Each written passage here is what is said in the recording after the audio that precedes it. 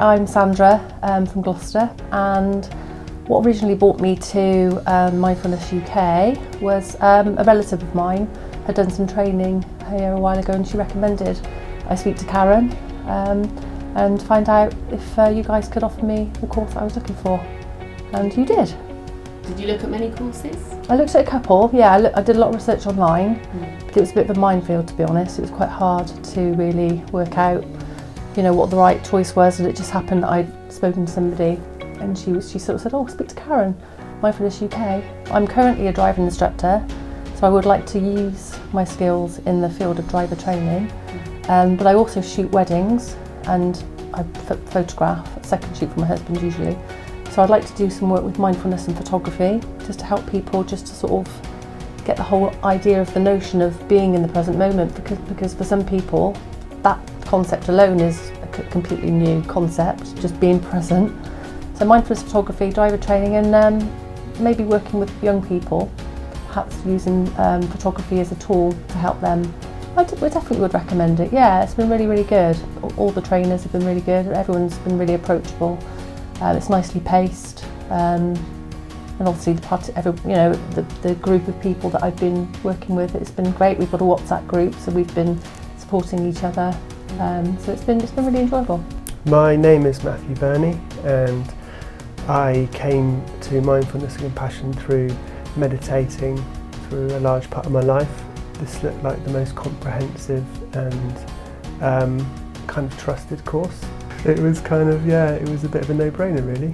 Were you looking for accreditation in particular? I was looking for some accreditation. I'm going to start off slowly, doing some private work hopefully with clients, and then after some more kind of consultation with yourselves, I'm going to hopefully one day have a kind of family-based holiday where people can come down and stay somewhere nice in a kind of cut-off area with no internet and no phone, and just be mindful for a few days and do some nice interesting things in nature. I would definitely recommend the course, not just through learning for a kind of academic way, but just for self-growth, and if I hadn't done anything else with it, just my own personal growth in the last few months has been, it's been amazing really. My name is Chris Chapman. What brought me to mindfulness and compassion in the first place is that I've got a background in Japanese martial arts, so I spent some time during my PhD doing research in Japan, doing karate and Japanese archery. More recently I've had some anxiety issues personally, so that brought me more to do some more regular mindfulness practice and meditation, and through that I've also come into contact more with looking at compassion, because I think people are often, they can be self-aware but highly self-critical. I know that it's a relatively unregulated area in terms of mindfulness provision, so getting a qualification was really important, both for myself to deepen my knowledge, but also for my potential prospective clients. Many other organisations and courses don't really explicitly address the issue of compassion in mindfulness, and I think that's something that's lacking. I'm going to combine my previous experience and expertise in martial arts with my personal experience and learning through Mindfulness UK in terms of mindfulness and compassion to offer mindfulness for sport. So what I intend to do is to work with individuals and groups. I work in Sheffield. I'm setting up a business called Mindful Kindfulness, and that will look at training people to improve their sports performance through offering mindfulness courses, but combining that with compassion. So I think the mindfulness will help them in terms of things like sort of focus, concentration, and enjoyment of their sport, and the compassion will help address issues such as performance anxiety, and how to self-regulate their emotions when they come to things like competitions. My name is Laura, and it's been a journey to mindfulness. I also share this often with some clients. What started is Star Wars movie and Yoda. I was very young and I was impressed by how powerful such a little creature is, and he could move objects, and I think we can move thoughts if we want, and it started from there. Then I'm a hypnobirthing practitioner, and I'm also a hypnotherapist, and it's like and I took a teacher training of yoga, and every time I just want to train more, to learn more about the mind.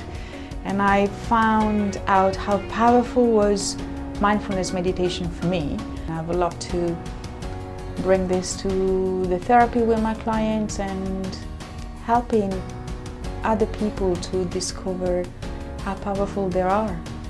I wanted to have a very clear understanding of what mindfulness meditation really is, what are the best way to deliver this practice to people, so how language is important and the intention and the journey itself, how to build it properly. So I look for some very specific good qualification, not just one of the many that you find around.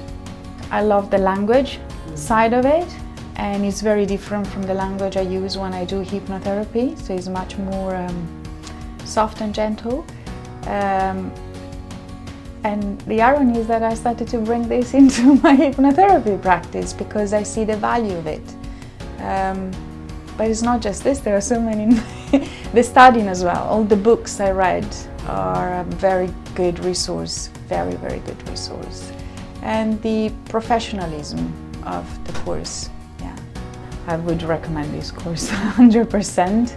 I found it invaluable. It has already changed my way of working in the other fields that somehow I feel are connected. And it gave me even more enthusiasm and interest for mindfulness and how to spread it as much as possible.